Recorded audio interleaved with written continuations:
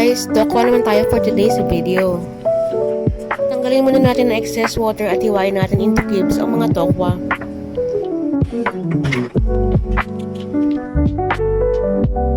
Then mag-mince tayo ng dahon ng sibuyas, bawang at luya.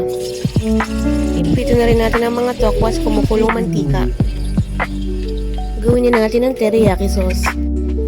Lagyan natin ng toyo, asukal, black pepper, konting chili, at sesame oil. Haluin hanggang ma-dissolve ang sugar. Nag-roast tayo ng sesame seeds. Pag brown na, ihalo na natin ang sauce mixture. Haluin hanggang kumulo. At saka ilagay na ang tokwa. Haluin lang ng dahan-dahan para hindi matulog ang tokwa hanggang ma-absorb ang sauce. Optional lang to, pwede kayong maghalo ng nilagang itlog ng pugo. Nasugin pa ng mga 1 minute. At ayan, ready na ang ating tofu and grilled egg with teriyaki sauce. Kain!